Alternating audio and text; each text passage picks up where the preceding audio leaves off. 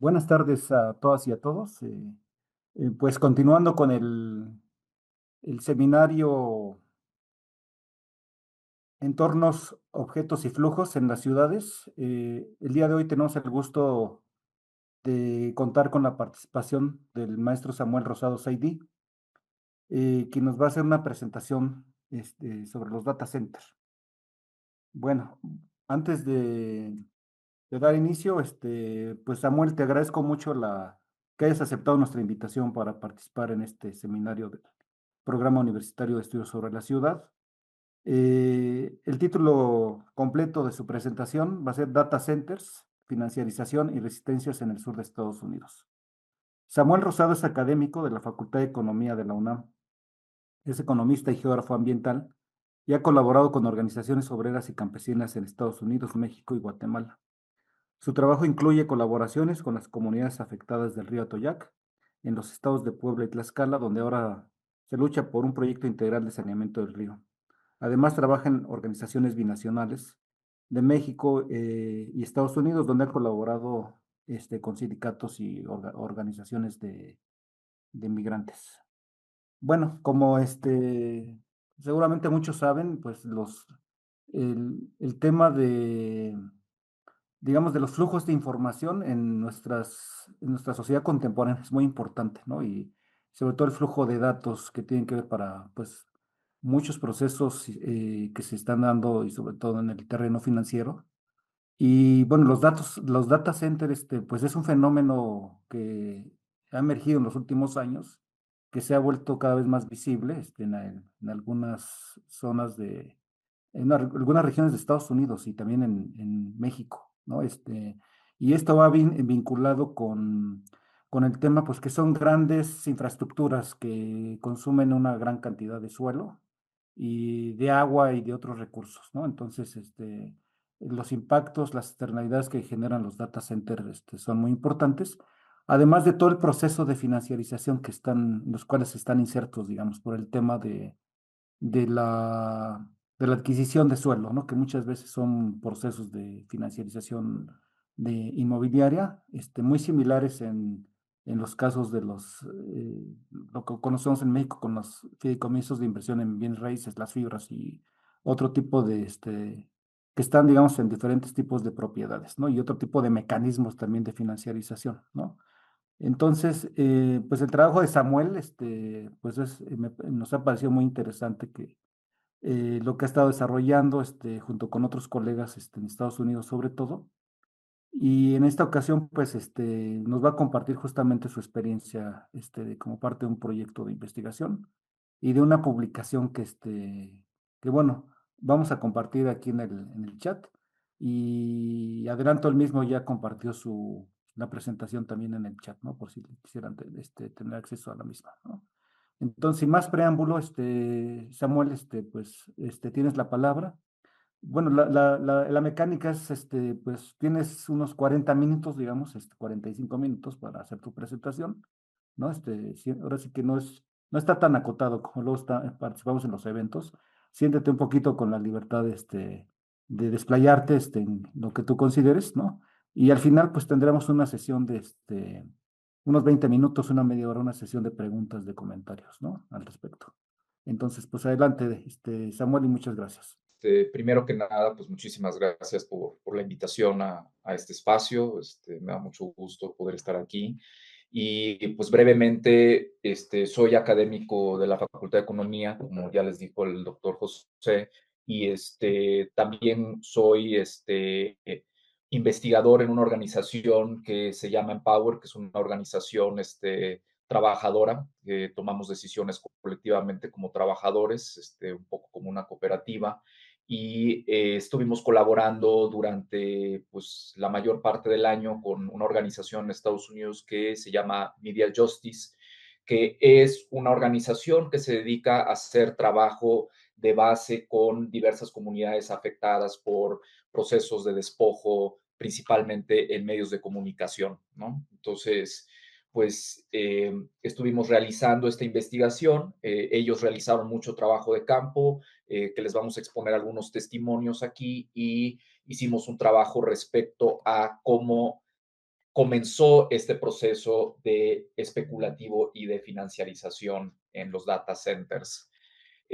Realmente mucho de la burbuja que estamos viendo ahora de inteligencia artificial data pues de la burbuja del .com que fue a inicios del 2000 y esta pues culminó en un proceso especulativo que reventó en el 2000 y ocasionó que quedaran en bancarrota decenas de empresas, más bien cientos de empresas, de startups, y de grandes empresas como lo fue Netscape y otras sobrevivieron, ¿no? Unas de estas son Amazon y Google, que son ahora las gigantes tecnológicas que conocemos hoy en día.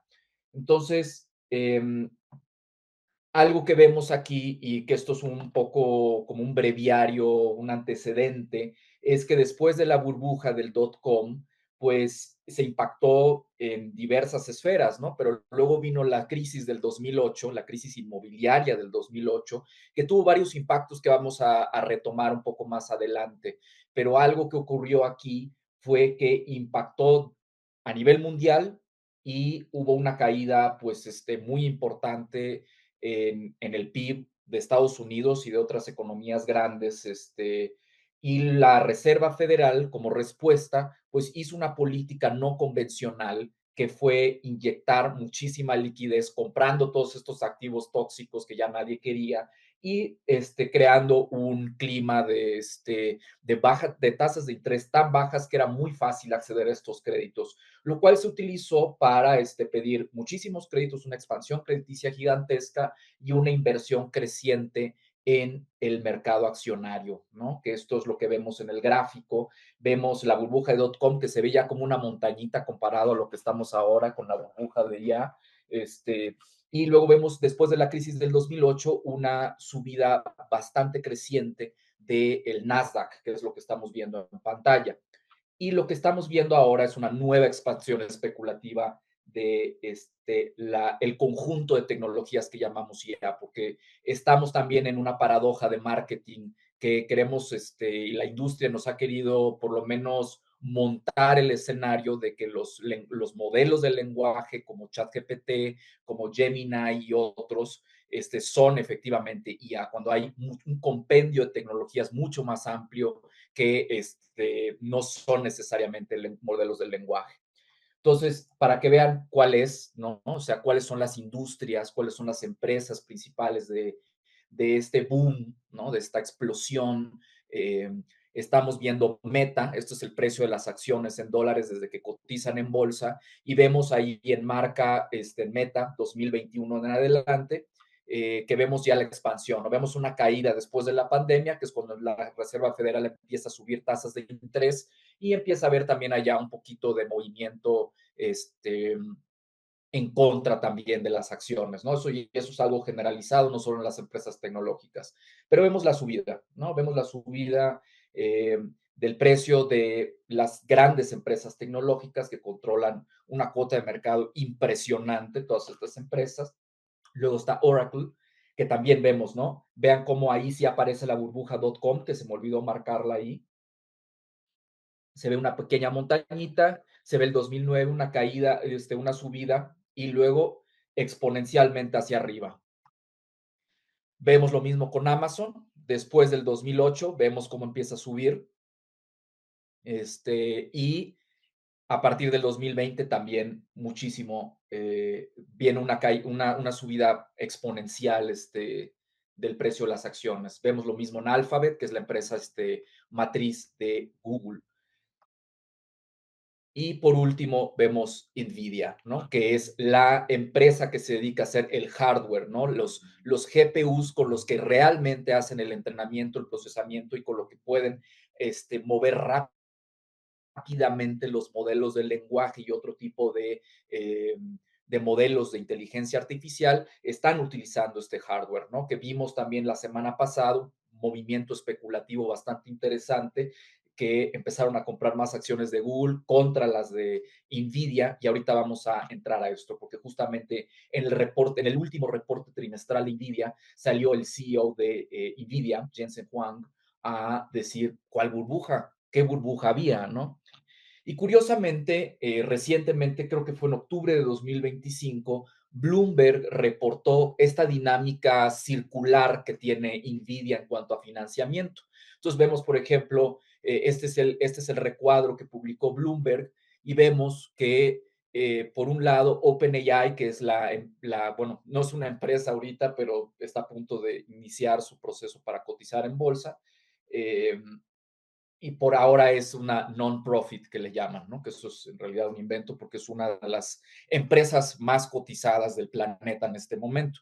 Pero lo que vemos aquí es inversiones, ¿no? Que compraban, por ejemplo, Nvidia invierte en OpenAI, OpenAI le compra chips a Nvidia, Microsoft invierte en OpenAI, OpenAI intercambia servicios con Microsoft, Microsoft le compra chips a Nvidia y vemos este movimiento circular que les recomiendo en algún momento buscar este artículo muy interesante de Bloomberg y que lo han reportado también en otros medios especializados de finanzas, esta tendencia circular que tiene el financiamiento de Nvidia y que es propiamente lo que vemos en burbujas, ¿no? Entonces vemos estos acuerdos comerciales de modelos de lenguaje que el acrónimo es LLM, Large Language Model, ¿no? Son grandes modelos de lenguaje, que es lo que normalmente estamos llamando hoy en día como IA sin darle matices, ¿no? Y que eso es un poco peligroso porque es un compendio de tecnologías que se oculta detrás de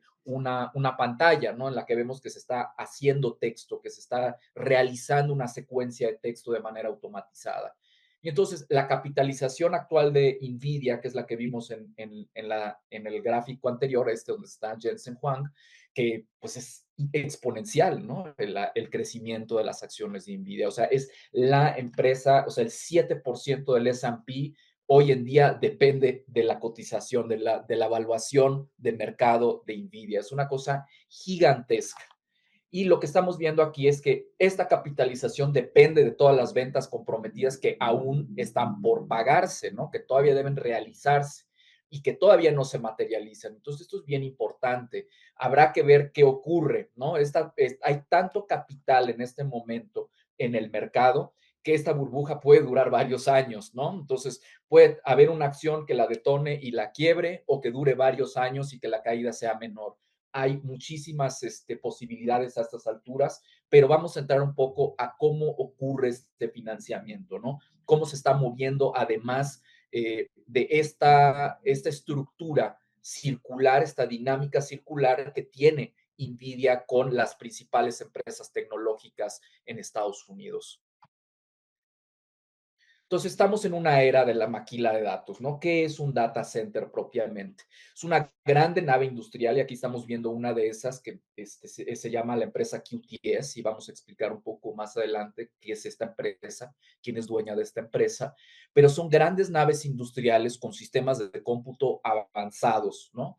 Y tienen una demanda eléctrica exponencial también, ¿no? Ya están diciendo incluso crear más energía nuclear, más energía de carbón mineral para poder darle electricidad a estas grandes naves industriales. Y bueno, no solo se utilizan para lo que llamamos IA, ¿no? No solo se utilizan para modelos de lenguaje, se utiliza para una diversidad de servicios cibernéticos, incluyendo almacenamiento, páginas web, entre otras muchísimas cosas que hay, ¿no? Bases de datos. O sea, es una cosa impresionante de tamaño, de dimensiones, pero que se utiliza para muchas cosas. Hoy en día, esta dinámica se está acelerando por la promesa de la automatización de diversas labores humanas, ¿no? Que esto es propiamente lo que están prometiendo con el conjunto de tecnologías que llamamos inteligencia artificial. Se está prometiendo una gran automatización de toda la dinámica de trabajo existente. ¿Y qué es lo que vemos? Esto es una promesa de reducción de la jornada de trabajo que pues, tiene años, ¿no? O sea, no es algo reciente. Recientemente, Bill Gates fue el que declaró que la IA iba a reemplazar a los humanos para la mayoría de las cosas, ¿no? Que tendría la ventaja de crear una semana laboral de 2 días en menos de 10 años. Elon Musk recientemente dijo lo mismo y no lo dijo Carlos Slim respecto a la inteligencia artificial, pero lo ha dicho con respecto a otras cosas, ¿no? Que los aumentos en la productividad van a devenir en algún momento reducciones sustanciales en la jornada de trabajo, ¿no? Que íbamos a trabajar aquí en México 3 días, pero en el momento en el que se propuso la jornada laboral, de reducir la jornada laboral semanal a 40 horas, dijo que no, que la gente quería trabajar más. Entonces, es una contradicción completa, pero que es más que nada un discurso de marketing que realmente nos está ocultando la base material que es necesaria para hacer estos modelos de inteligencia artificial. No son tecnologías neutras, ¿no? Están siendo desarrolladas, promovidas y financiadas por el capital tecnológico que tiene una ideología específica y eso lo vamos a ver al final. Les voy a explicar quiénes son estas personas que están financiando la tecnología, ¿no? Y que no es una tecnología neutra ni en su promesa ni en la expectativa que tienen estos capitalistas para financiar la producción de la inteligencia artificial. Pero vamos a ver en este momento cuál es la realidad del financiamiento.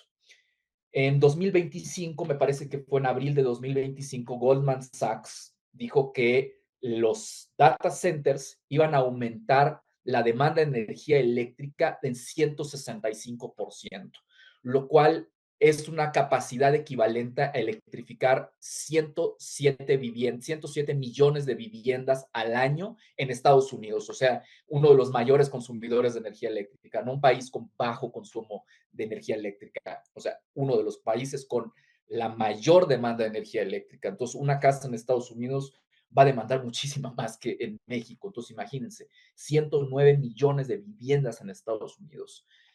Eh, para agosto de 2025, que es lo que vemos en el mapa, la mayoría de los modelos fundacionales, que son los grandes modelos, no modelos chiquititos, o sea, modelos fundacionales que son los que sirven, por ejemplo, para hacer ChatGPT, para hacer Gemini, para hacer los modelos generativos de imágenes que hay, Midjourney, hay varias plataformas basadas en estos modelos fundacionales, son grandes modelos de inteligencia artificial. ¿Y dónde se está desarrollando la gran mayoría de estos modelos? Están principalmente en Estados Unidos y China, que este ha sido el reclamo también del presidente Donald Trump en Estados Unidos, que dice, esto es una carrera tecnológica como si se estuviera remitiendo nuevamente a la Guerra Fría, ¿no?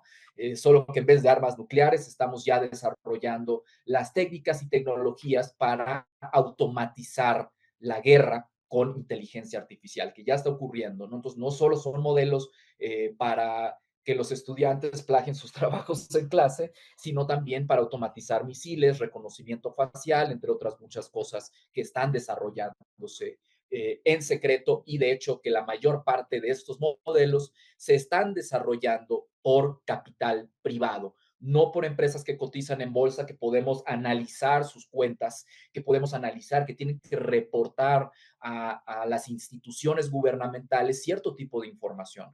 En este caso, no estamos viendo eso. La mayoría está financiado por capital privado.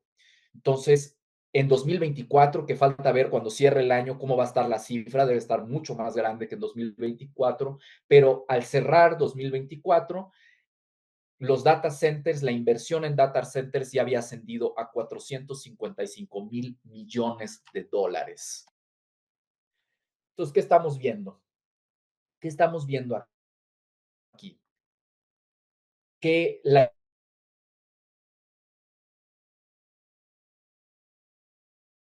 inversión corporativa, 52 mil millones de dólares en 2024. O sea, desde 2013, que es cuando empezó este conjunto de tecnologías de inteligencia artificial,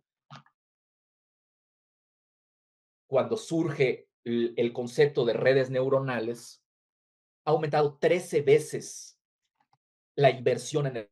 Entonces, desde 2024 se ha incrementado 13 veces la inversión en el sector. O sea, la inversión corporativa ya era de dos, ya es de dos, en 2024 ya era de 252 mil millones de dólares. Y lo que vemos es que desde 2013, cuando surge este compendio de tecnologías con las redes neuronales, ha incrementado 13 veces la cantidad de inversión en este sector. Vemos aquí bien importante que el 60% de toda la capacidad instalada de data centers en el mundo se encuentra en Estados Unidos, que además es la matriz de todas las empresas, las grandes empresas tecnológicas del planeta: Alphabet, Meta, Nvidia, Oracle, Amazon, Microsoft, OpenAI. O sea, aquí están la gran inmensa mayoría de las grandes empresas tecnológicas del mundo. Entonces, vamos a irnos al caso de estudio en particular del sur, ¿no? Que el sur es una, geográficamente es muy particular, ¿no? O sea, son estados que fueron esclavistas, son estados que aún conservan, como en el caso de la dinámica de periférica y central entre América Latina y Estados Unidos, al interior de Estados Unidos guarda una dinámica muy similar de centro-periferia con el sur de Estados Unidos. ¿Y qué es lo que estamos viendo aquí? Las grandes empresas tecnológicas han iniciado un proceso acelerado y exponencial de inversión en data centers en estos estados sureños. La gran mayoría de los data centers están en Virginia, que está muy cerca de Washington, D.C., y entonces todos los servicios gubernamentales se concentran en esta región. Y el que más rápido ha iniciado esta inversión y quien más ha invertido en Virginia es Amazon. Amazon es la empresa con el mayor monto de inversiones en Virginia, ¿no? Y el gráfico que están viendo es incompleto. No logramos encontrar todas las inversiones, pero es una cantidad inmensa de inversiones. Si vemos, por ejemplo, uno de los data centers más costosos que hay está en Tennessee, que lo vamos a ver, que este es de xAI, que es una empresa de Elon Musk, y también una en Luisiana, que es propiedad de Meta, que este gráfico no está actualizado, debe estar ya en 27,000 millones de dólares la suma, que recientemente se reportó y que vamos a ver este caso en particular. Pero veamos aquí, ¿no? De todas formas, este que anunció Meta es uno de los data centers más grandes del mundo, que dijo el propio Mark Zuckerberg que iba a ser del tamaño de la isla de Manhattan, ¿no? Que en una comunidad rural de Luisiana. Esto es impresionante. Entonces, lo que hemos analizado y que vimos en muchos casos, que pues aquí en México no nos extraña, pero que en Estados Unidos pues sí les alarma muchísimo, es que muchas de estas empresas esconden el nombre real de la empresa con subsidiarias o prestanombres, que eso es lo que está ocurriendo. Entonces, no pueden detectar que se va a hacer un gran proyecto porque hay una empresa que no tiene el nombre de Meta, que no tiene el nombre de xAI, que no tiene el nombre de Alphabet, sino que tienen prestanombres que no podemos vincular. Y las inversiones se caracterizan principalmente por inversiones directas, o sea, como Alphabet poniendo dinero directamente en su hoja de balance, eh, Meta poniendo dinero directamente en su hoja, porque tienen tanto capital en este momento estas empresas que pueden hacerlo, ¿no? Pero también hay inversión de fondos privados, hay deuda corporativa privada y hay fideicomisos de bienes raíces, hay fibras que son conocidas como REIT en Estados Unidos, Real Estate Investment Trust, que también están operando para hacer data centers en Estados Unidos. Y esto es bien importante, ¿no? Porque un punto que logramos ver y analizar es que la mayoría de los estados sureños ofrecen cuantiosos incentivos fiscales a empresas que construyen data centers. O sea, a costa del agua, a costa de la asequibilidad de los servicios eléctricos de los habitantes. Y algo importante es que la mayoría de estos data centers pues crean realmente muy pocos empleos ya que están concluidos. La mayoría de los condados que están ofreciendo servicios o accesibilidad para estas empresas tecnológicas lo están haciendo supuestamente, presuntamente, por los empleos temporales de construcción, que pueden ser entre 1,000 y 2,000 empleos. Pero ya creado, se pueden generar menos de 50 empleos en un data center. Entonces vamos con los casos. Tenemos Luisiana, y aquí es donde Meta va a construir en un condado completamente rural, y donde despojaron a varios habitantes de las tierras rurales, un data center de 27,000 millones de dólares que dicen que va a ser del tamaño de Manhattan. Se pensó inicialmente que el data center, pues bueno, solo iba a ser Meta, pero en octubre de 2025 anunciaron que se iban a asociar con una firma de crédito privado que se llama Blue Owl Capital, que se va a quedar con el 80% de la propiedad del data center y Meta con el otro 20%. Esto porque estaban viendo que la cantidad de dinero necesaria no la iba a poner Meta del todo, ¿no? Aunque efectivamente podía poner todo el dinero, ya vieron que el riesgo implicado en la burbuja tecnológica actual es grandísimo, ¿no? Y entonces, pues, ¿qué hicieron? Blue Owl emitió bonos privados, estos no son bonos públicos, son bonos privados que se adquirieron principalmente por BlackRock, que adquirió bonos por $3,000 millones, y otro fondo de deuda privado que se llama PIMCO, que también invirtió $18,000 millones. Entonces, bien importante estas características de financiamiento porque Meta está poniendo directamente de su hoja de balance, pero con ayuda del fondo privado este proyecto, pues, es altamente dependiente de subsidios y exenciones fiscales. Las propias personas de representantes de Meta en Luisiana lo dijeron. Si no fuera por los incentivos fiscales de Luisiana, no habríamos construido aquí el data center. Y entonces es muy importante porque estamos viendo que está entrando capital especulativo, ¿no? De hecho, el Wall Street Journal clasificó estos bonos como algo problemáticos. Dijo, pues es un bono que se compró muy rápidamente, pero las tasas que estaban ofreciendo son bastante características de bonos basura.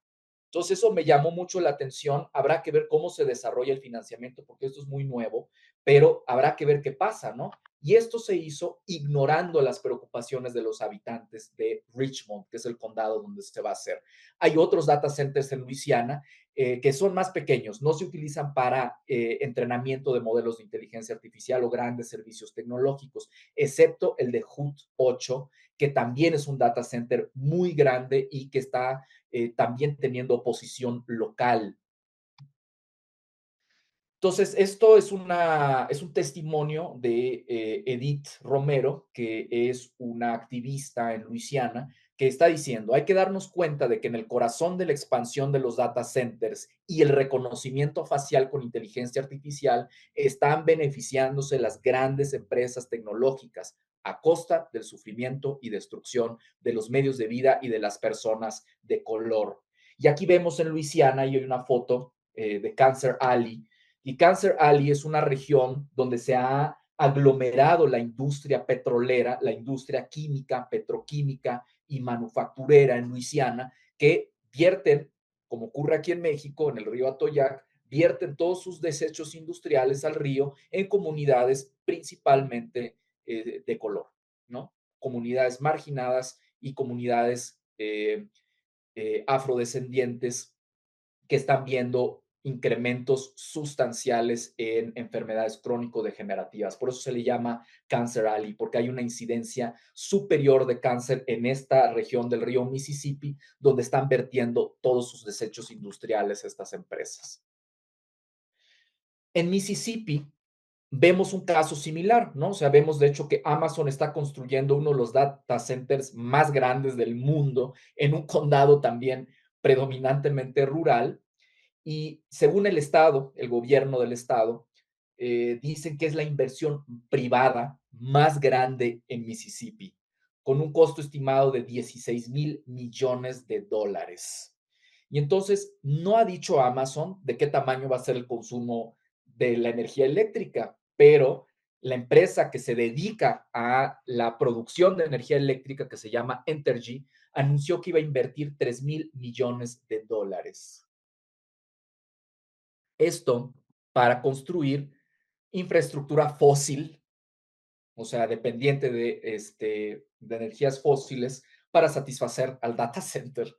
Entonces, bien interesante esto. Vemos algo similar, por ejemplo, en Meridian, que es otro condado, que van a construir esta empresa Compass, va a construir eh, otro data center de $10,000 millones y con una extensión de 23,000 metros cuadrados, o sea, equivalente a casi 300 viviendas de 80 metros cuadrados.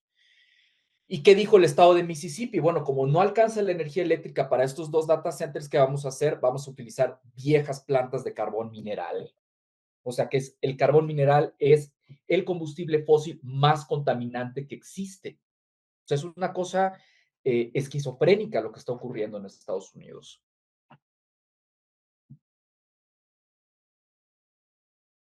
Y entonces vemos, por ejemplo, Compass, por ponerles este ejemplo, Compass fue adquirida en 2023 por una empresa de gestión de inversiones alternativas que le llaman, ¿no? Que no compra acciones convencionales, se llama Brookfield, que es una empresa canadiense, y el plan de pensiones de los maestros de Ontario. O sea, imagínense cómo está el boom existente que ya están poniendo los, las pensiones de los maestros a especular con data centers. Y eso no tarda en ocurrir en México, porque de hecho una parte de las fibras está siendo financiada aquí en México con las Afores. Entonces, a mí me parece muy peligroso ubicarnos en este momento, en este punto de la burbuja tecnológica, en que tiene muchísimo, es muy delicado por el carácter especulativo de la tecnología de inteligencia artificial, que estemos posicionando algo tan delicado como las pensiones, ¿no?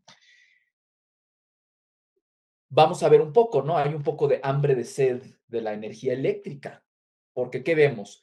Los precios de la energía eléctrica han subido considerablemente en el sur de Estados Unidos. Estamos viendo en el gráfico, vean ahí 2020, cómo se dispara exponencialmente durante la pandemia. Que esto lo reconoce, ¿no? El estado de Georgia reconoce, bueno, no solo es el data center, hay incrementos globales, pero también hay una demanda creciente, particularmente de los data centers.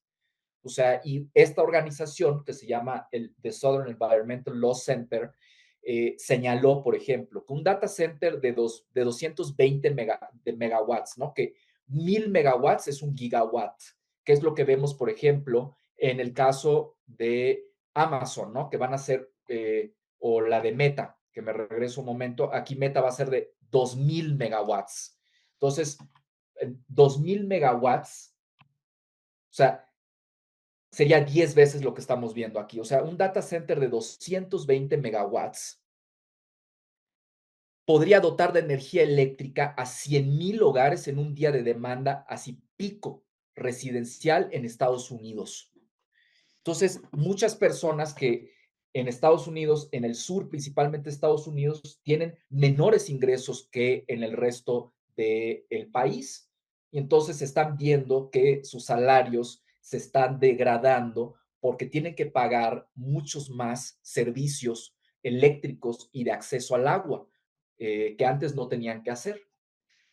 Entonces, esto es algo que estamos viendo de manera consistente en los lugares donde están construyendo data centers, principalmente en Virginia, que de hecho en Virginia hubo un apagón masivo porque hubo un error, una disrupción causada por los data centers y que de hecho colapsó el sistema eléctrico por casi un día. Entonces, esto va a incrementar, no hay capacidad suficiente, entonces tienen que generar nuevos megaproyectos eléctricos basados en combustibles fósiles, energía nuclear u otro tipo de energías de alto rendimiento para realmente poder dotar de capacidad a estos data centers. Y nos vamos a ir con Georgia. Georgia, vemos, aquí hay más de 95 data centers en todo el estado, casi todos concentrados en Atlanta. ¿Y qué vemos aquí? A principios del milenio con la burbuja.com, que la burbuja.com no solo fue de páginas web, fue también de fibra óptica y crearon también una sobreproducción de fibra óptica que costó bastante trabajo poder regresar a consumir realmente lo que se había instalado de fibra óptica. Pero esto posicionó a Georgia en el centro de un boom de la fibra óptica en todo el mundo, que bueno, quiebra la burbuja tecnológica del .com, pero ya estaba toda esta tecnología de fibra óptica instalada en Atlanta y atrajo muchísimas empresas tecnológicas, Microsoft, Amazon, Alphabet, entre otras. Y entonces, ¿qué vemos aquí? La industria de los data centers en Atlanta está creciendo más rápido que en cualquier ciudad de Estados Unidos. Y el Estado lo que va a hacer es condonar casi 300 millones de dólares a la industria de data centers para 2025. O sea, y de hecho la Universidad de Georgia realizó un estudio en el cual vio que el 90% de los data centers que se instalaron en Georgia se deben a incentivos fiscales por el estado de Georgia. O sea, no hubiera sido rentable si no hubiera sido por los grandes incentivos fiscales. Y estamos viendo, hay una gran burbuja y entonces en vez de que el Estado cree las formas de poder recibir ingresos directos y poder mitigar los impactos ambientales, tecnológicos y sociales de los data centers, lo que da es rienda suelta para que hagan absolutamente lo que quieran. Y de hecho, hoy en día se está intentando pasar por segunda vez una ley federal en Estados Unidos para impedir que los estados pongan regulaciones a los data centers y a la inteligencia artificial, lo cual es gravísimo y de hecho viola la Constitución de Estados Unidos. Y sin embargo, estamos viendo que están empujando para esto, que se impida la regulación que ya aparece, ¿no? O sea, ya estamos viendo cómo Estados Unidos rápidamente se está yendo a convertir en otro país de América Latina, ¿no? Que le impide el propio Estados Unidos regular su política ambiental, laboral y social.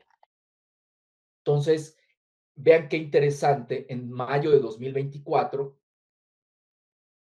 la legislatura estatal intentó pasar una moratoria de estos incentivos fiscales. Dijeron, bueno, que sí vengan los data centers, pero no podemos estarles condonando esta cantidad de impuestos, y más por la rentabilidad que tienen estas grandes empresas tecnológicas, que son las que tienen la mayor rentabilidad hoy en día. Vamos a poner una moratoria porque además no sabemos qué impactos va a tener tantos data centers. Y el gobernador impidió que pasara esa ley. Brian Kemp, el gobernador de Georgia, impidió que pasara esa ley. Entonces, ¿qué vemos aquí en Atlanta y principalmente en Atlanta, pero hay otras regiones donde se están instalando estos data centers? Microsoft, Meta, Amazon, QTS, que ahorita les voy a explicar quiénes son, y BTC, que les explico también un poco al final. Están creando data centers gigantescos, gigantescos. En Union City, que está ubicado en la zona metropolitana de Atlanta, estamos viendo un campus tecnológico equivalente al tamaño de 2.300 viviendas de 80 metros cuadrados, ¿no? Ese es el tamaño del data center que está armando Microsoft en este momento y que, de hecho, justamente porque carecemos de esta regulación en estos estados y a nivel federal, no revelan los detalles financieros. O sea, no sabemos cuál es su composición de deuda, cuál es su composición de capital, qué empresas están involucradas en el financiamiento, solo sabemos de la construcción, que son estas dos empresas, TA Realty y EdgeConneX, que son dos empresas que están construyendo este proyecto para Microsoft. Microsoft, de hecho, solo está poniendo el dinero, pero estos detalles financieros más particulares se desconocen por completo. En otros condados rurales estamos viendo empresas tecnológicas que también están construyendo data centers gigantes. Uno que se está construyendo, Microsoft está construyendo uno en este condado rural de Floyd, que si ustedes ven, hay un Microsoft arriba del estado y que es una flechita, ¿no? Que apunta a un lugar hacia las afueras de Atlanta. Es un condado rural que se llama Floyd, que está construyendo al lado del relleno sanitario de Floyd un data center del tamaño de 17,000 viviendas de 80 metros cuadrados. También un data center masivo.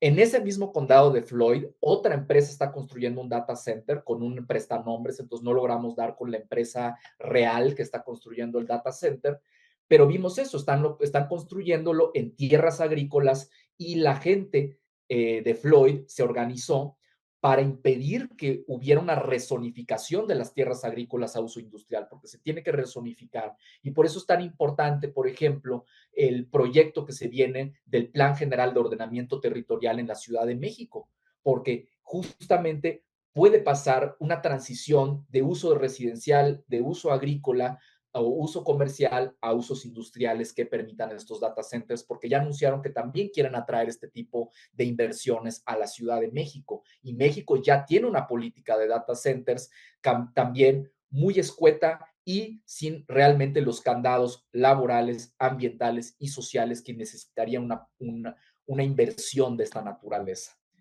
Por último, vemos Amazon también está construyendo un data center en el condado de Lamar, que está al sur de Atlanta, Y esto es muy interesante porque lo que logramos dar con esta empresa es que lo está comprando a través de también de un prestanombres, o sea, compró esta empresa que fue una empresa que quebró durante la crisis del 2008.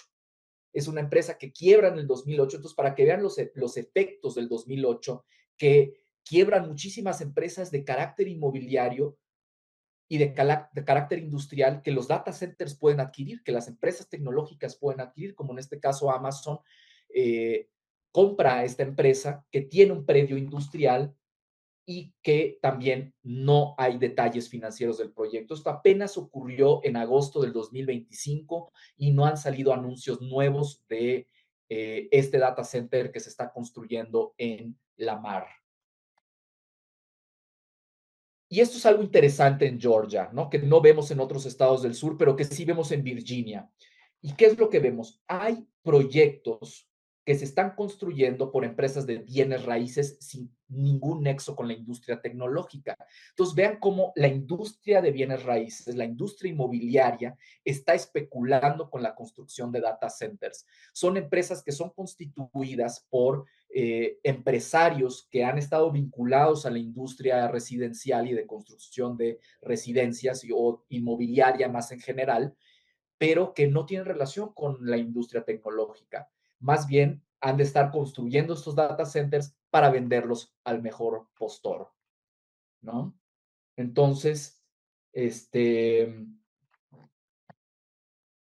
vemos aquí, por ejemplo, grandes capitales inmobiliarios que están involucrados en la construcción de data centers. En la foto vemos al data center de QTS en el estado de Georgia, que este QTS es propiedad de Blackstone, que Blackstone es una empresa de capital privado que ha adquirido miles de viviendas en Estados Unidos para renta. Y además tiene su propia fibra, tiene su propio rate que es privada, que de hecho se llama Braid. Y entonces esta no es como las que conocemos que normalmente cotizan en bolsa, están abiertas a inversionistas en la bolsa de valores que pueden comprar estas acciones. Esto se vende a privados, tienen su negocio privado, ¿no? Entonces, vemos aquí estos grandes complejos industriales que vean incluso en la esquina superior derecha de este complejo industrial, que vemos el estacionamiento y más hacia la esquina superior derecha vemos una subestación eléctrica. O sea, del tamaño de la cantidad de energía eléctrica que requiere el procesamiento de estos chips y que requiere una cantidad enorme de emisiones para que se pueda producir esta energía eléctrica y afecta de manera inmediata, directa a las comunidades donde está instalada esta infraestructura. Entonces, QTS está instalando este centro de datos que también intentó procurar muchísimos incentivos fiscales, pero por oposición local se impidió que la empresa fuera condonada por 45 millones de dólares, nada más por la construcción del sitio. Se organizaron las personas e impidieron que eso ocurriera, ¿no? Además de Blackstone, hay otras empresas REIT, fibras, que se dedican a la construcción de estos data centers, ¿no? Por lo general, estas empresas como Equinix y Digital Realty no construyen centros industriales, bodegas industriales tan grandes como las otras empresas tecnológicas como Microsoft, Meta, Amazon, Google, son más chicas, pero que tienen un impacto muy importante. Por ejemplo, Equinix, que es una empresa REIT que sí cotiza en bolsa, tiene diversos convenios con el Departamento de Seguridad Nacional en Estados Unidos, con ICE, con CBP. Muchas bases de datos de migrantes están almacenadas en centros de datos de Equinix. Y Digital Realty, que también es una de las principales empresas REIT o fibras, como las conocemos acá, especializadas en data centers. Entonces, solo para un pequeño breviario sobre las fibras, sobre los REIT en Estados Unidos, aquí vemos una forma un poco abstracta, ¿no? Que la mayoría de los REIT que se dedican a data centers casi nunca se dedican a otros negocios inmobiliarios, excepto Blackstone, ¿no? Blackstone lo que tiene son centros comerciales, centros residenciales que pagan una renta, ¿no? Los inquilinos pagan una renta, se juntan estos flujos de rentas al fideicomiso o al trust, como se llama en Estados Unidos, se junta todo en esto, el fideicomiso empieza a comprar títulos de propiedad para rentar, ¿no? Blackstone compra viviendas para rentar, QTS realiza labores de construcción de data centers que también pueden rentar al mejor postor. O sea, QTS, aunque tenga, por ejemplo, su data center en Georgia, puede rentar el espacio del data center a Amazon, puede rentar el espacio de data center al gobierno mexicano, ¿no? Puede rentar el espacio de los data centers a otro tipo de empresas. Que eso es lo que vimos, se está centralizando tanto la capacidad tecnológica y cibernética en este momento que ya vimos dos caídas en octubre y en noviembre de este año, vimos dos caídas masivas del Internet, incluyendo servicios del gobierno mexicano, por depender de Amazon y de Cloudflare. Cloudflare se cayó en noviembre del 2025 y se cayó la mitad del Internet. Lo mismo pasó con AWS, que es el servicio tecnológico de Amazon, que también vimos una caída muy significativa de todo del Internet, ¿no? Entonces, a grandes rasgos se concentran los flujos de las rentas y esos flujos de las rentas se reparten en acciones, ¿no? Que aquí se llaman créditos bursátiles fiduciarios. Eso lo compran los accionistas y se les retorna una porción de las rentas reunidas en estos instrumentos financieros. Entonces, vámonos con Tennessee. En Tennessee, aquí es donde Elon Musk está, ya instaló, ya construyó este centro de datos que se llama Colossus. O sea, es uno de los centros de datos más grandes también del planeta y que se utilizó para entrenar Grok. Lo que, si tienen alguna cuenta de X, seguramente han visto o interactuado con Grok, ¿no? Y esto me va a llevar ahora a la explicación ideológica detrás también de estos modelos de lenguaje.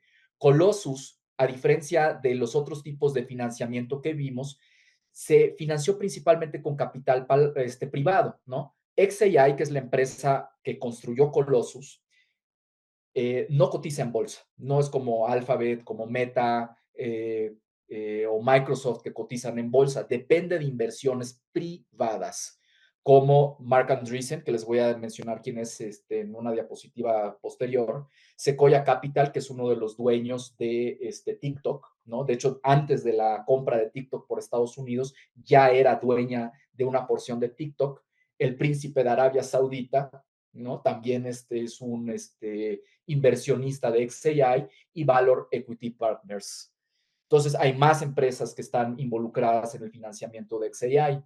Pero lo que vemos, por ejemplo, este data center se instaló en una comunidad predominantemente de personas de color y que han resentido los efectos negativos de esta contaminación, porque XAI instaló 35 turbinas de diésel que van a empeorar la calidad del aire, ¿no? Y de hecho, ya hay organizaciones comunitarias que no son incluso contra los data centers, son incluso contra la contaminación en Memphis. Y de hecho, Keyshawn Pearson, que es el director ejecutivo de Memphis Community Against Pollution, que es una organización que se está defendiendo contra los efectos contaminantes de las industrias manufactureras instaladas en Memphis, señaló que estamos respirando aire más sucio y experimentando tasas más altas de asma.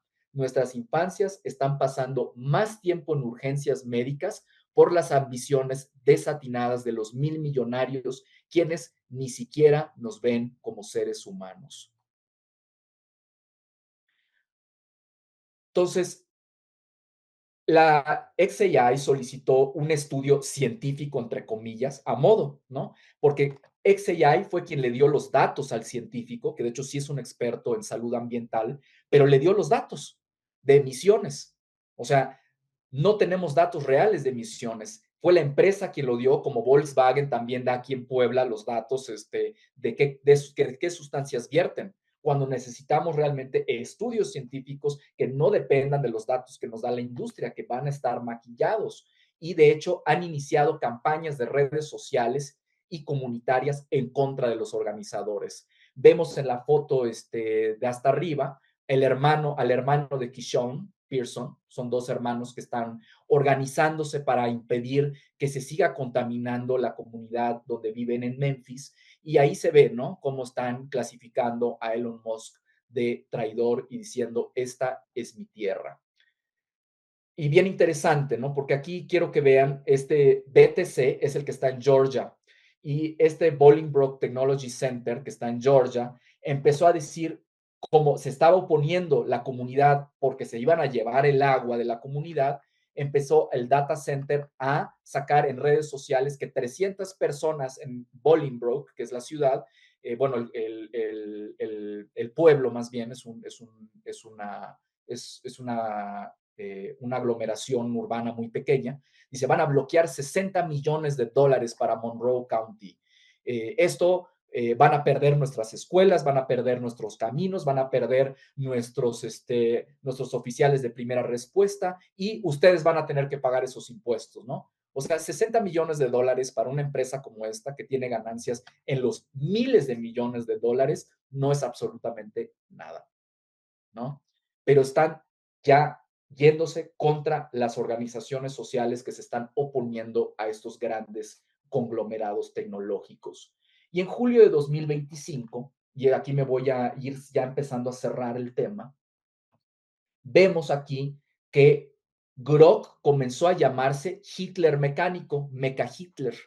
O sea, en diversas publicaciones de X empezó a sacar esto. Entonces, imagínense cómo está entrenado el modelo. O sea, qué indicaciones tiene el modelo para poder anunciarse de esta manera en redes sociales. Además, ha distribuido mensajes de odio contra diversas poblaciones. Y esto me lleva a este punto, el uso acrítico de estos modelos de lenguaje que ya llamamos IA sin distinción, que creo que hay que dejarlo de hacer.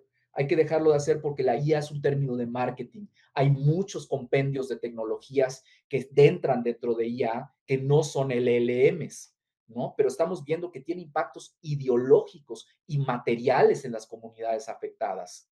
O sea, están contaminando el aire, se están llevando el agua de las comunidades afectadas y lo que estamos viendo es que la adopción acelerada y sin matices, como lo que estamos viendo ahora, pone en grave riesgo la educación y las comunidades condenadas al sacrificio de que se lleven su agua, de tener que pagar tarifas eléctricas más altas, de tener que respirar aire contaminado. Y lo que estamos viendo es que la política de uso actual de los LLMs en la UNAM es muy grave y es acrítica. Necesitamos matices, necesitamos una política en la cual también académicas, académicos, profesores y profesoras tengamos una opinión respecto a esto y también que se pueda incidir respecto a qué tipo de tecnologías y de qué empresas tecnológicas, porque llevamos también décadas dependiendo de las suites de Microsoft, por ejemplo, el Office. Y entonces la UNAM tiene que firmar convenios con las grandes empresas tecnológicas como Google para que tengamos un correo electrónico oficial de la UNAM.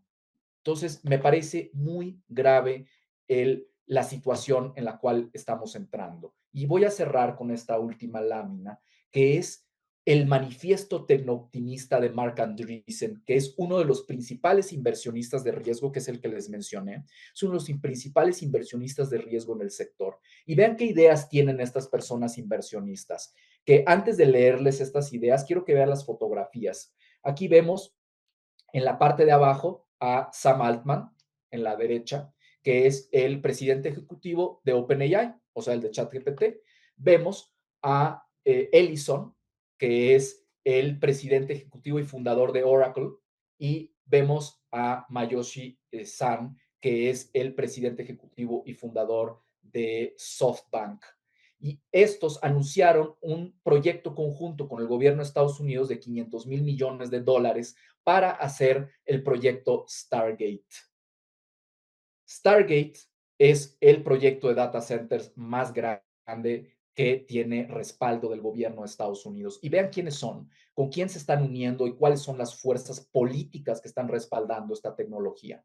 Y vemos en la parte de arriba, en la inauguración de Donald Trump, del presidente Donald Trump, al presidente ejecutivo de Apple. Vemos a Elon Musk, que ya sabemos su papel en el gobierno de Estados Unidos, y que de hecho, pues en la lámina anterior, pues ahí está. Elon Musk haciendo el saludo nazi, que todo el mundo intentó decir, no, no es el saludo nazi, vean, es de esta manera, mucha gente lo hizo así, ¿no? Es el saludo nazi y hay que dejarnos de estupideces, ¿no? Es efectivamente el saludo nazi y no es coincidencia que Grok haya salido a decir que es Mecha Hitler. Vemos a Jeff Bezos, presidente ejecutivo de Amazon, vemos a Sundar Pichai, presidente ejecutivo de Alphabet, la matriz de Google, y vemos a Mark Zuckerberg, presidente ejecutivo y fundador de Meta. Entonces, les voy a leer rápidamente estas ideas. Creemos que la inteligencia artificial es nuestra alquimia. O sea, estamos en la Edad Media otra vez. Nuestra piedra filosofal. Estamos literalmente haciendo que la arena piense, ¿no? Y los trabajadores y todo el conjunto de información con la que se entrenó un modelo de lenguaje, ¿qué es? ¿No? No es trabajo humano, ¿qué es? La máquina tecnocapital hace funcionar el trabajo de la selección natural en el mundo de las ideas. O sea que Grok tiene razón cuando dice que es Mecha Hitler y que hay racismo contra los blancos. Creemos que en el aceleracionismo, en la propulsión consciente y deliberada del desarrollo tecnológico. Creemos que el libre mercado es la forma más eficiente de organizar la economía tecnológica, cuando lo que estamos viendo son monopolios, no es libre mercado, perdón, pero ni siquiera se cumplen los fundamentos del libre mercado, son monopolios. Creemos en la observación de Milton Friedman, que sostenía que las necesidades y deseos humanos son infinitos. Entonces, mientras tanto, las y los obreros estamos opinando que estas tecnologías son neutras, ¿no? Con impactos visibles solo en la pantalla de nuestros dispositivos. O sea, desconocemos la operación interna mediante vectores de texto, que es como realmente operan estas tecnologías. No piensan estas tecnologías, son asociaciones estadísticas y probabilísticas de texto, que es impresionante. Van a tener usos útiles, pero ¿quién la controla ahora? Y por eso hay que conocer su economía política y cómo está impactando a escala local a estas comunidades marginadas y a escala global con la expansión del capital tecnológico, porque tiene una dicotomía y tiene una dialéctica local y global, ¿no? Y pues muchísimas gracias por su atención. Aquí lo voy a dejar. Espero no haberme pasado mucho del tiempo. Muchas gracias, Samuel, por esta tan interesante presentación. Tiene muchas facetas, lo que nos acabas de presentar, que tiene que ver con, obviamente, con financiarización, pero también, pues, todo un contenido político, ¿no? De decisiones, de impactos ambientales, impactos a la salud, de los data centers, que bueno, para México es un tema poco conocido, ¿no? Aunque también tenemos nuestros propios data centers, ¿no? En esta parte sobre todo del Bajío, de Querétaro, donde están proliferando, que también son un tema de investigación importante. Y esto, pues, que tú presentas, pues, es un referente importante a tomar en cuenta, ¿no? De lo que puede esperar también en el caso de México y las ausencias que hay todavía en términos pues, de política pública y de cómo se está desvirtuando todo este tema como tú lo decías, el marketing de la IA, ¿no? De la inteligencia artificial, ¿no? Bueno, vamos a dar paso a algunas inquietudes que se puedan tener aquí en el chat o de manera, o si alguien gusta alzar la mano. Bueno, te voy a ir leyendo algunas preguntas, comentarios. Bueno, ¿por qué referirse con el nombre de parques industriales a estos centros de datos si no hay transformación alguna y todo tiene que ver con logística virtual, digamos, almacenamiento, distribución, etcétera, ¿no? Entonces, esa es una pregunta. Bueno, nada más, los administradores nos comentan que hay una forma de registro, ¿no? Ya que está compartida, ¿no? Otra pregunta dice, en la UNAM hay una intensa campaña de uso de la inteligencia artificial. La semana pasada y esta semana hubo 2 jornadas para convencernos del beneficio. ¿Qué piensa de eso? ¿A quién beneficia? ¿No? Entonces, son 2 preguntas ahorita que surgieron. Bueno, Manuel pregunta si se puede participar oralmente.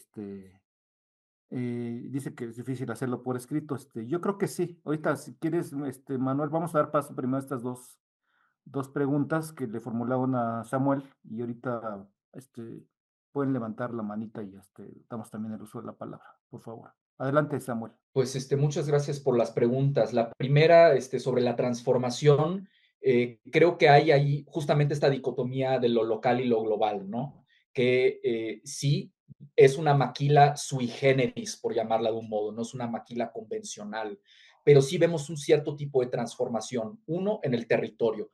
Ahora hay una gran bodega industrial en medio de tierras rurales o en medio de una ciudad, ¿no? Vemos un gran aglomerado industrial, una bodega industrial de grandes dimensiones que transforma electricidad y agua en el mantenimiento de estos servidores, ¿no? Que estos servidores pues tienen GPUs que están procesando información cruda en modelos probabilísticos, estadísticos de IA o demás, o de almacenamiento, ¿no? De hecho, si uno de estos servidores se cae, por ejemplo, el de Amazon que se cayó hace poco, que se cayó uno de los servicios de Amazon, se colapsó el Internet. Entonces tenemos esta dicotomía particular que la transmisión de la mercancía dato no ocurre como, por ejemplo, un automóvil, que fabricamos el automóvil y necesita todo el traslado a través de carreteras, ferrocarriles o lo que sea que pase las aduanas. Aquí tenemos una economía global en ese sentido, pero que necesita infraestructura, necesita fibra óptica, necesita los cables subterráneos y submarinos de Internet para conectarse. Entonces tiene impactos directos en el lugar donde está referido. Entonces hay una transformación que sostiene la virtualidad, ¿no? Esa transformación es electricidad y agua y espacio para mantener el suministro de los requerimientos tecnológicos y materiales de estos servidores, ¿no? De este compendio gigantesco de computadoras que se requieren operando 24/7 para dar los servicios tecnológicos o para entrenar los modelos de inteligencia artificial. Y por último, de la otra pregunta, la campaña que están utilizando es un uso completamente acrítico. Se ha hecho pensar muchas veces que estas cosas son seres pensantes, y eso me parece completamente equivocado. Es un modelo basado en vectores de texto, entonces van a asociar la siguiente palabra en asociaciones de palabras de acuerdo al vector de texto en el que se ubique, y va haciendo promedios matriciales, no va haciendo dot products, como le llaman, para sacar estos promedios. Obviamente lo hace en varias dimensiones, pero son procesos matemáticos. No es que piensen los modelos de inteligencia artificial. Entonces van a tener límites. Y si además lo que ponen es, por ejemplo, que tenga una cierta inclinación hacia vectores de texto con ideología de supremacismo blanco, como lo tiene Grok, imagínense qué respuestas le van a dar a los estudiantes. Y los estudiantes que están en un proceso formativo, que no pueden todavía definir correctamente qué está bien y qué está mal en esta información. Justamente para eso viene a la universidad, a debatir, a conocer, a investigar, a tener una opinión propia. Y entonces, si lo que estamos haciendo es confiriéndole opinión a estas plataformas, que además no están bajo nuestro control, lo controlan capitalistas tecnológicos que tienen una orientación política, se ve allí un problema justamente en cómo vamos a usar estas plataformas. A mi parecer, no se deben utilizar para eso. Creo que todavía son tecnologías que están en nacimiento, que merecen todavía una exploración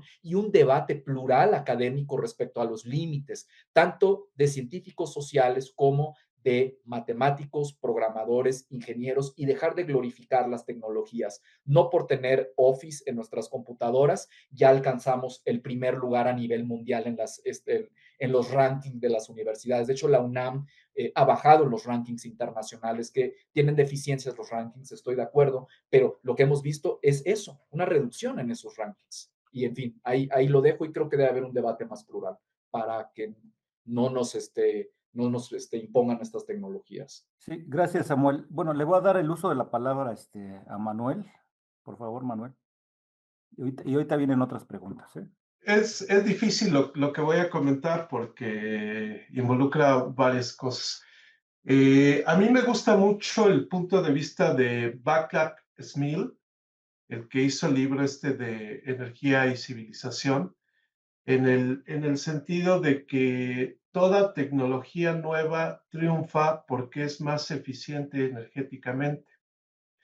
Y yo creo o sea, en el caso de estos avances, estamos construyendo una torre de Babel, porque, porque resulta que la generación de ideas por estos métodos de inteligencia artificial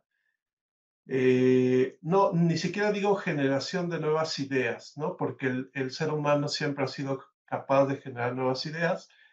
Estas máquinas simplemente, bueno, estas tecnologías simplemente copian, como dice Samuel, estadísticamente como las mejores opiniones y cosas que se encuentran en Internet.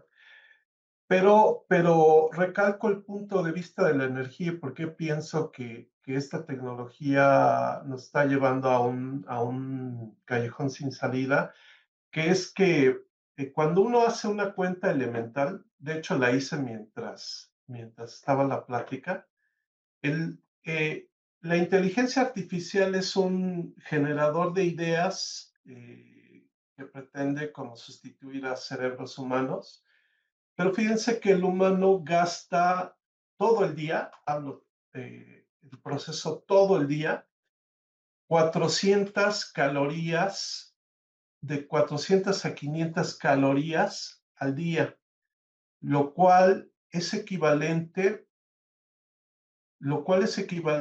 a 3.6 megajoules. Para mantener un solo procesador sin ni siquiera estar haciendo ninguna labor, se necesitan, esta cuenta es muy interesante, se necesitan, no, perdón, 400 calorías que usa un humano para pensar todo el día, gastan 1.6 megajoules, mientras que un procesador sin actividad gasta 3.6 megajoules. Ahora bien, la generación, por ejemplo, de ideas sobre imagen, nosotros los seres humanos todo el día estamos produciendo ideas visuales, ¿no? O si quieren, toda la noche mientras soñamos estamos generando ideas visuales. Pues la energía que gasta un conjunto de 8 CPUs para generar imágenes estáticas es de 100 megajoules si las generara todo el día. Esto a comparación de lo que gasta el humano completamente en el cerebro, que no son solo actividades visuales, sino también son actividades creativas, lenguaje, lógicas, etcétera, es de 1.6 megajoules. Entonces, en el ser humano hay una producción de pensamiento que cuesta 1.6 megajoules y que genera más cosas con respecto a los 100 megajoules que generan 8 CPUs creando imágenes gráficas. O sea, es una comparación de 1 a 100. Entonces, justo Vaclav Smil recalca que todo avance tecnológico exitoso consiste en eficientar la energía. Y en este caso hay un enloquecimiento porque estamos gastando más energía para producir lo mismo y de ello pues se va a venir seguramente una crisis energética y una crisis económica en el futuro, ¿no? Entonces, pues, ¿qué piensa usted, doctor Samuel, verdad? Al respecto. Sí, Samuel, si quieres comentar algo, adelante. Pues sí, creo que también hay una implicación en todas estas tecnologías que van a suplantar la creatividad, ¿no? Porque justamente la automatización, pero ¿de qué? ¿Qué sectores estamos viendo que quieren reemplazar? Y vemos, por ejemplo, todas las protestas que hubo en Hollywood de los creadores, de los guionistas, de toda la industria de Hollywood que salió también a protestar en contra de los recortes que están haciendo. Vemos también que quieren automatizar, por ejemplo, y que lo estamos viendo, el propio gobierno mexicano ya está utilizando publicidad de IA de gente que no tiene dedos o de perros que sonríen como seres humanos, lo cual me parece absolutamente espeluznante, pero justamente es eso, creo que también algo que tiene el cerebro humano, a diferencia de lo que piensan estos capitalistas tecnológicos, es nuestra capacidad de discernir a otros humanos, o justamente como mecanismo de supervivencia, ¿no? Incluso tenemos esto de reconocer cuándo es familiar algo y cuándo no lo es. O sea, sí lo podemos ver y a veces hasta nos da como vemos este video y decimos qué real se ve, pero sabemos que es realizado con un modelo generativo, ¿no?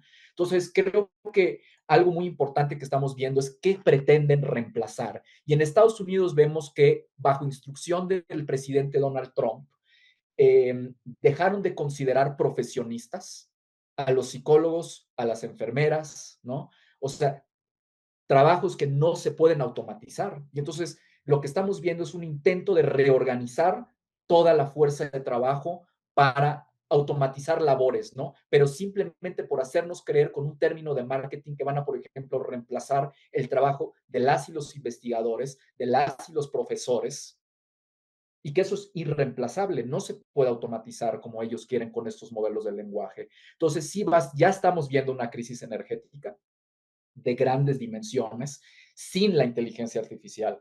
Con la inteligencia artificial vemos cómo se está agudizando, se está profundizando esta crisis energética y que realmente tendríamos que plantearnos cuáles son los alcances de esta tecnología, que yo creo que lo que va a ocurrir cuando reviente la burbuja tecnológica, estos modelos se van a hacer más pequeños, se van a hacer energéticamente mucho más eficientes y van a servir para cosas que sí son útiles, por ejemplo, extracción del texto.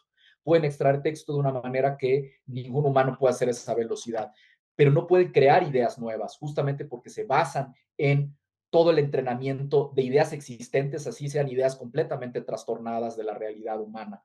Entonces, creo que eso es algo muy importante que hay que tomar en cuenta y que sí se viene una crisis energética y un intento de suplantar actividades que creen que pueden ser reemplazadas por estas tecnologías. Yo creo que nos vamos a topar con pared en un futuro no muy lejano, que eso no se va a poder hacer del todo y va a haber un reajuste de las inversiones en esta tecnología, ¿no? Y pues sí, creo que eso es bien peligroso, esta suplantación de la creatividad, del quehacer humano, creativo, va a ser muy peligroso, ¿no? Y que estamos viendo un consumo energético desproporcionado para alimentar estas tecnologías cuando ya tenemos que estar desfasando combustibles fósiles. Ya vimos aquí en México que tuvimos uno de los años con mayor precipitación en décadas, ¿no? Y estamos viendo incrementos en anomalías climáticas de manera acelerada en todo el planeta, con inundaciones, sequías y también la desaparición de sistemas climáticos que sostienen la vida como la conocemos. Entonces creo que es bien peligroso apostarle a estas tecnologías cuando hay que transitar a otros modelos energéticos y sí podemos utilizar estas tecnologías una vez incorporando las necesidades energéticas existentes, ¿no? Esa sería mi respuesta. Gracias, Samuel. Bueno, dos cosas. Primero me permití compartirles ahí en el chat el documento de Media Justice, donde participa Samuel, ¿no? El grupo de investigación sobre el informe sobre los data centers en Estados Unidos, por si lo desean bajar. Yo le comenté a Samuel y él autoriza que se conozca, al igual que también compartió su presentación desde el inicio, entonces ahí hay un link por si quieren acceder. Siguiendo con las preguntas, Samuel, bueno, felicidades, excelente ponencia. ¿Puede ampliar esta idea de máquina del tecnocapital? ¿Cómo hace funcionar el trabajo de la selección natural, entre comillas? ¿A qué se refiere esta selección natural, no? Esta es una pregunta. Otra pregunta, ¿cómo concientizar a la población acerca del impacto ambiental y social que genera el uso masivo de inteligencia artificial? ¿Cuál es el propósito de que la inteligencia artificial esté al alcance de todos, ¿no? Es una pregunta interesante también. Eh, bueno, esta puede ser una ronda, ¿no? De preguntas. Ahorita vamos a otras dos preguntas. Sí, muy bien. Pues básicamente, Mark Andreessen es un capitalista de inversión en este sector que tiene unas ideas bastante fascistas, ¿no? Y la idea de la inteligencia artificial de la selección natural, perdón, reinada por inteligencia artificial no es nada nuevo, ¿no? Es algo que en la ciencia ficción ha existido por muchísimos años y creo que ha existido también en varios otros lemas, en otros motivos que en realidad el ser humano es incapaz de poder regularse. Entonces, en vez de tener un debate plural, como es lo que estamos haciendo ahora, como para eso tenemos universidades igual, ¿no? Que tenemos un debate plural, consistente, de buena fe y en espacios dedicados a esto. Lo que estamos viendo con esto es, va a ser va a ser el trabajo de la selección natural en el mundo de las ideas, ¿no? Y entonces, ¿qué dice, no? O sea, tú le vas a preguntar a un modelo generativo como ChatGPT, bueno, ¿qué piensa de la relación entre hombres y mujeres en el trabajo, ¿no? Y lo que hicimos en algún experimento con estudiantes en la Facultad de Economía fue, bueno, darle otras secuencias de texto, por ejemplo, que le pueden decir que eso ajusta los vectores de texto de los cuales toma información, de los cuales sistematiza información y genera la siguiente secuencia de texto. Bueno, si tú fueras un biólogo, ¿no? Que está estudiando machos y hembras en el reino animal, ¿cuál sería la relación de hombres y mujeres en los espacios de trabajo? Y se podrán imaginar la, la vileza de la respuesta de un modelo de lenguaje. O sea, ¿qué asocia? Que tomó del Internet, o sea, porque entrenaron esto con lo que existe en el Internet. Imagínense los discursos que se refieren a las mujeres como hembras y a los hombres como machos, ¿no?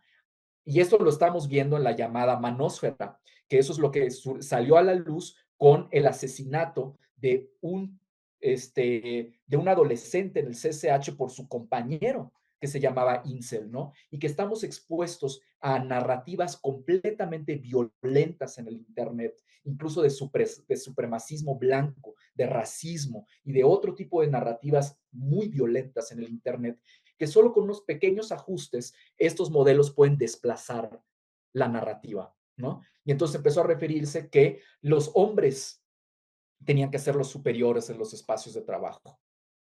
El modelo del lenguaje. Entonces, lo que están diciendo es un modelo de lenguaje, la inteligencia artificial va a ser esa selección natural del mundo de las ideas, que ahí Platón se revolcaría en su tumba, Kant se revolcaría en su tumba, los miles de años de filosofía se revolcarían en su tumba porque no tiene absolutamente nada que ver. Justamente Kant separa la matemática del mundo de las ideas, ¿no? Le da su justa razón a las matemáticas, tienen su razón de ser. Pero aquí vemos esto, ese es ese supremacismo, que la tecnología lo va a hacer mejor que nosotras y nosotros, y eso es peligrosísimo, ¿no? Y de la segunda pregunta, ¿cómo concientizar?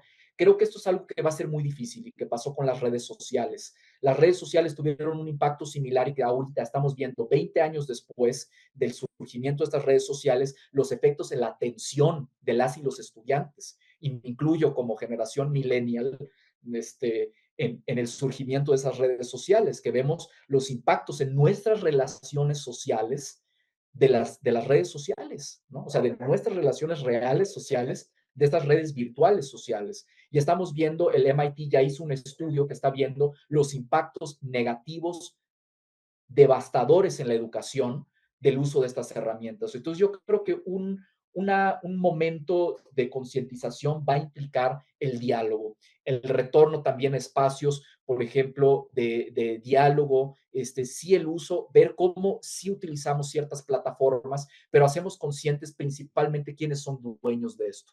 Si tu casa, ¿no? O sea, si tú eres inquilino y tu casa la tiene alguien más, te pueden desalojar como los desalojos recientes que hay en el centro histórico. Creo que eso es una buena forma de aterrizarlo muy rápidamente a una conciencia de la propiedad, ¿no? O sea, de nuestras posesiones. Te pueden sacar de tu casa. Lo mismo, pueden hacer con tus datos lo que quieran. Tú no eres dueño de tu información en estas plataformas. Y creo que ver como los impactos y que hay comunidades afectadas que les están sacando el agua, les están quitando sus casas, les están quitando la accesibilidad de vivir donde viven. ¿Qué pasaría contigo? ¿Qué sentirías tú si los precios de la electricidad subieran para que tú pudieras hacer modelos de inteligencia artificial con los que ahora están haciendo pornografía infantil? O sea, es una cosa terrible y devastadora, ¿no? Que creo que es muy importante ponerlo, ¿no? Y que cuál es el propósito de que la IA esté al alcance de todos, nuevamente es marketing. Es la industria de la publicidad es la que reina estas empresas tecnológicas. O sea, el 97% de los ingresos de Meta son derivados de publicidad. Entonces, ¿para qué van a sacar un modelo que tú ya puedes utilizar en el WhatsApp? ¿No? Todo eso viene a costa de tener que regalar nuestra información. Muchas gracias, Samuel. Una última pregunta ya para cerrar eh, dice, asumiendo que llegaran para quedarse este tipo de tecnologías, ¿cuál sería la mejor manera de abordarlas pensando en el beneficio colectivo, social y cultural? Es una gran pregunta y de hecho hay una iniciativa que, ay, me disculpo por no saber el nombre en este momento, pero es de una comunidad de Nueva Zelanda indígena que se llaman los Maori.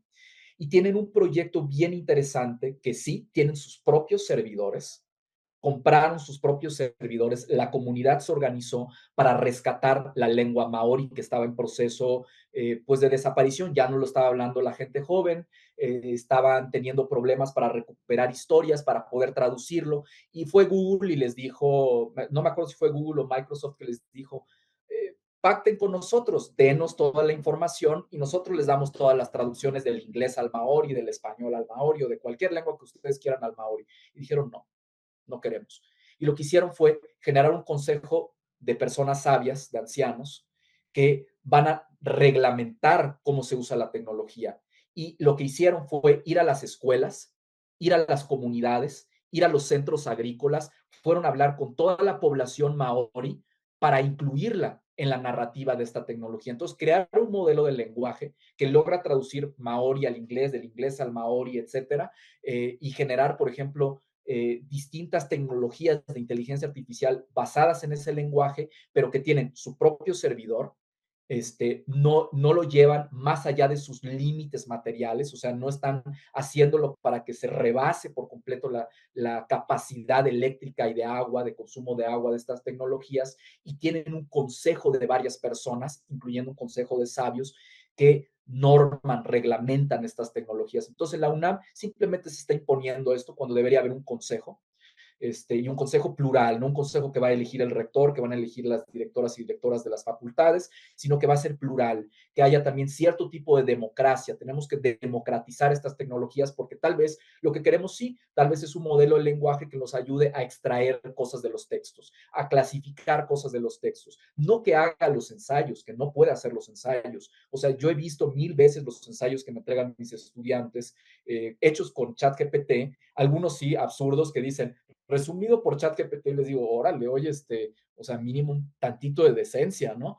Y otros que sí se ve, ¿no? Que no llegan nunca a un punto, porque no pueden llegar a un punto. No son seres teleológicos, no tienen finalidad estas plataformas, estos modelos no tienen finalidad, no tienen un fin como nosotros. O sea, quiero hacer este punto como yo me estoy refiriendo intencionalmente con ustedes. Eso no lo hacen los modelos. Entonces, notas inmediatamente, perfectamente bien escrito, pero sin tener ninguna intencionalidad. Entonces, ¿cómo vamos a poder hacerlo? Necesitamos consejos, discusiones y necesitamos también reducir la capacidad de energía eléctrica que se está destinando y de agua que se está destinando y más bien ajustar estas tecnologías a las necesidades existentes de alimentación, de vivienda, de espacio público, ¿no? De tierras de cultivo, de comida sana. O sea, esto se tiene que ajustar a esas necesidades y no al revés.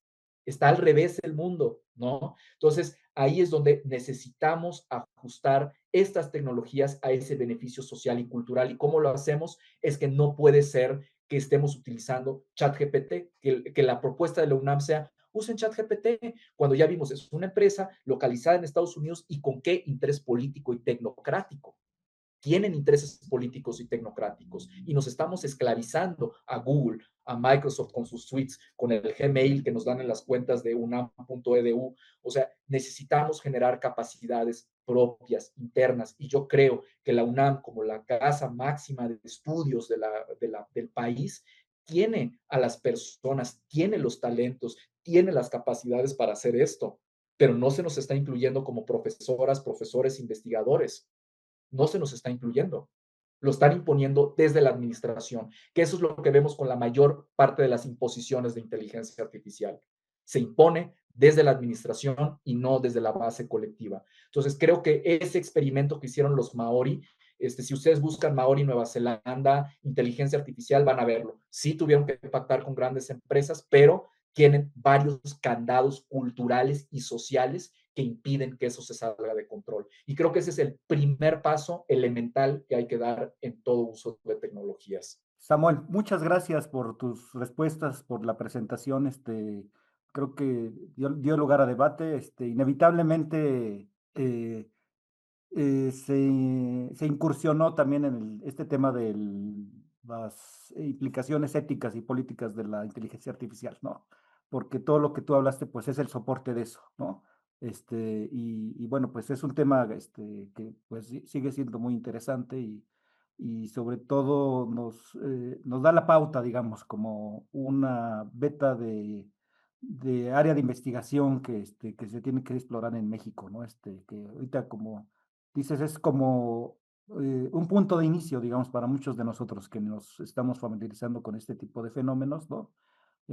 Tanto del enfoque que tú lo abordaste, como de ahora las implicaciones también ético-políticas que tiene el uso de la inteligencia artificial, ¿no? En nuestras vidas, en nuestros contextos académicos, entre otros, ¿no? Entonces, pues te agradecemos mucho que nos hayas compartido tus ideas. Fue una presentación bastante interesante, yo creo que muy provechosa para todos los que participan en este seminario. Y bueno, pues ahí se compartió también tu presentación y el material donde tú participas, la publicación, que yo creo que para muchos de los que están aquí, que sigan interesados en el tema, van a poder profundizar también en ello, ¿no? Bueno, pues en su momento te haremos llegar una constancia y reiterar la excelente presentación que nos hiciste esta mañana, ¿no? Y por otra parte, ya más para despedir, les comento que este ciclo de presentaciones del seminario tiene su última sesión la siguiente semana, el próximo jueves 4 de diciembre, ya entramos al último mes del año y por eso estamos cerrando.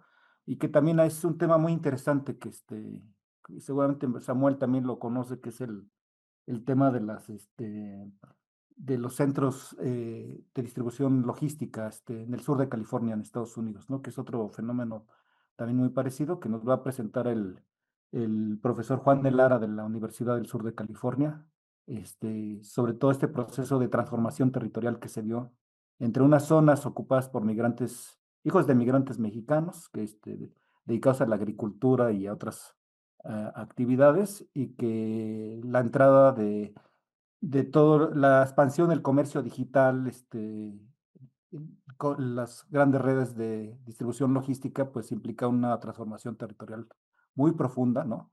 Y ambiental, obviamente social, laboral, muy parecido a lo que algunas cuestiones que está comentando Samuel, se va a presentar la próxima semana en este seminario, ¿no? Entonces, igual Samuel, estás invitado por si quisieras también presenciar esta experiencia que nos van a presentar, que se llama De Bellotas a centros logísticos, ¿no? Sobre todo por el caso de Amazon, que se expandió en esta parte de manera muy extensiva, ¿no? Entonces, pues muchas gracias a todos y a todas por su presencia y ya nos veríamos la próxima semana.